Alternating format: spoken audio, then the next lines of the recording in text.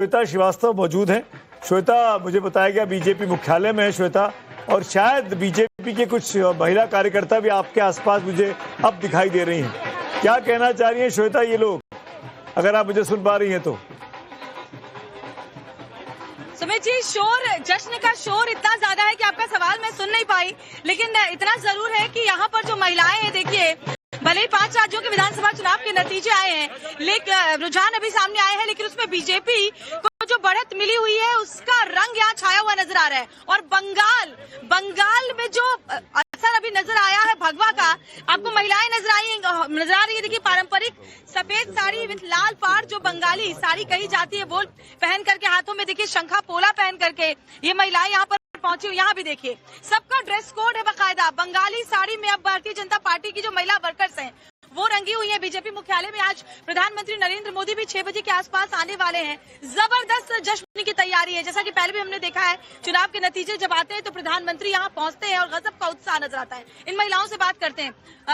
जाहिर तौर पर आप लोग को देख के ही समझ में आ रहा है कि सबसे ज्यादा खुशी बंगाल में जो नतीजे आते हुए नजर आ रहे हैं उसको देखकर है। हाँ, पहले तो जय जय श्री राम।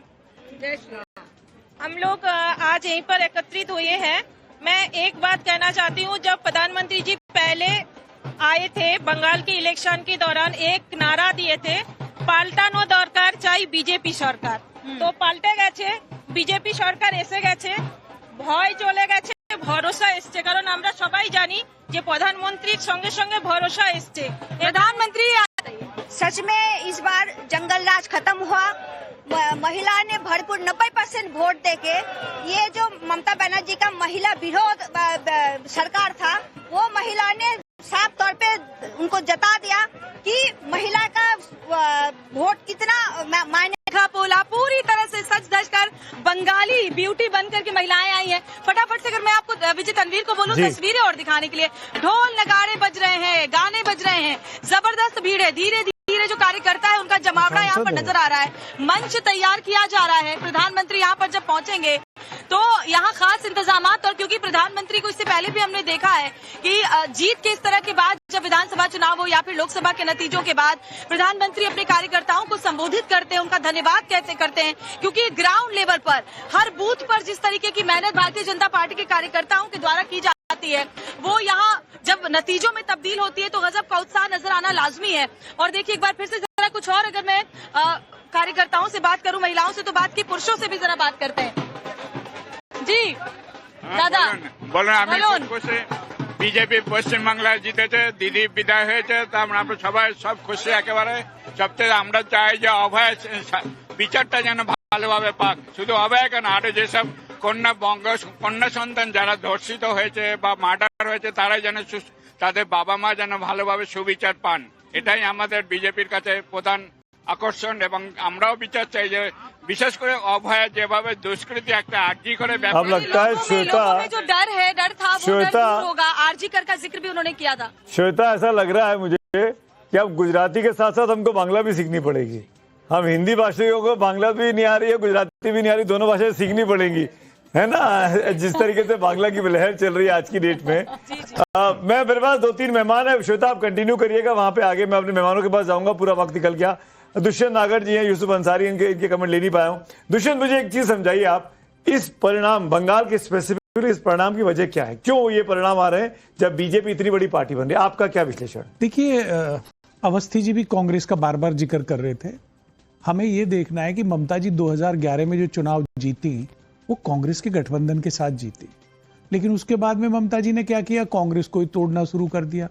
पिछले विधानसभा में जो प्रत्याशी जीते उनको भी पार्टी में ले लिया, उपचुनाव में भी, उससे पूर्व में भी कई नेताओं को, और उन्होंने अलग जो एक लाइन ली कांग्रेस को छोड़ के, वो उनके विनाश का कारण बनी, क्योंकि उनकी तो सत्ता ही कांग्रेस की नींव के ऊपर खड़ी हुई थी। श्रीमती गांधी ने, राहुल जी ने जो कैंपेनिंग 2011 में उनके साथ मिलकर करी थी, उसी से उनकी सरकार बनी। और अभिजीत जी वित्त मंत्री थे, मुझे याद है, और कैबिनेट में भी लोग शामिल थे। तो कहीं ना कहीं ममता जी की जो महत्वाकांक्षा थी कि गठबंधन नाम के लिए रहेगा और दिल्ली में भाषण देने के लिए रहेगा। मैं रोक रहा हूँ, ये ममता बनर्जी घर से पहली बार बाहर निकली है। तस्वीरें आ रही हैं भवानीपुर से, ममता बनर्जी अपने घर से बाहर निकली हैं और शायद काउंटिंग सेंटर की तरफ जा रही हैं। ये पहली तस्वीरें हैं सुबह से ममता बनर्जी की, जब वो घर से बाहर निकलती हुई दोपहर में करीब 3:30 बजे के आसपास हमको दिखाई दिए। जी बताइए। तो वो एनडीए की जो स्थिति थी कि एक वोट बैंक को अपने साथ थामे रखने के लिए, रोके रखने के लिए इंडिया गठबंधन का हिस्सा थी, लेकिन वहीं दूसरी तरफ कांग्रेस को नुकसान पहुंचाने के लिए वो लगातार राज्य में कार्य कर रही थी, वो एक बड़ी कारण थी। बाकी बहुत सारे कारण तो चल ही रहे हैं, जैसे एसआईआर भी चल रहा है और सेंट्रल जो पैरामिलिट्री फोर्सेस थी, केंद्र के सुरक्षा बल जी, उनको जिस तरह से डिप्लॉय किया गया, वो सारी बातें ऑलरेडी हैं ही। लेकिन मेरा इसमें ये सबमिशन है जी। मैं ये इलेक्शन कमीशन की वेबसाइट खोला हुआ हूं। 3 रिजल्ट डिक्लेयर किए हैं अभी तक चुनाव आयोग ने। भारतीय जनता पार्टी के खाते में 2 गई हैं, तृणमूल खाते की पार्टी में 1 खाते में गई है, और ये बीजेपी के खाते में जो 2 सीटें गई हैं वो मोंटेश्वर, सैकत पांजा 14,798 मतों से वोट जीत गए हैं। 21 राउंड की काउंटिंग हुई है, और भतर से कारफा सुमेन ये चुनाव जीत गए हैं। ये 6,528 वोट से चुनाव जीते हैं। यहाँ 14 राउंड की वोटिंग हुई है। तृणमूल कांग्रेस की बात करूं स्पेसिफिकली तो टीएमसी के जो नेता रियात हुसैन सरकार जीते हैं। भवाना गोला 56,407 वोट से चुनाव जीते हैं। मैं ये कहना चाह रहा हूं, जो बात अभी यूसुफ दुष्यंत बोल रहे थे, अगर आप CPI, CPM, RSP, forward block, Congress इनको जोड़ दें तो ये वोट परसेंटेज में ये बीजेपी के ऊपर निकल जाता है। ये साथ साथ ना मिलकर लड़ना, अलग अलग लड़ना, ये नुकसानदायक हो रहा है कांग्रेस के लिए और इंडिया अलायंस के लिए। बिल्कुल।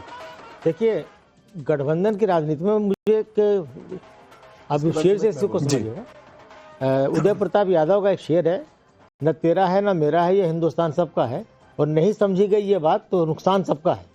तो इंडिया गठबंधन को ये बात समझनी चाहिए। इंडिया गठबंधन की अगुवाई कर रही है कांग्रेस। ये जिम्मेदारी कांग्रेस की बनती है कि अपने गठबंधन को वो कोहेसिव बनाए और पैन इंडिया बनाए। सिर्फ लोकसभा के लिए क्यों, गठबंधन राज्य सरकारों के राज्यों के लिए क्यों नहीं हो सकता है?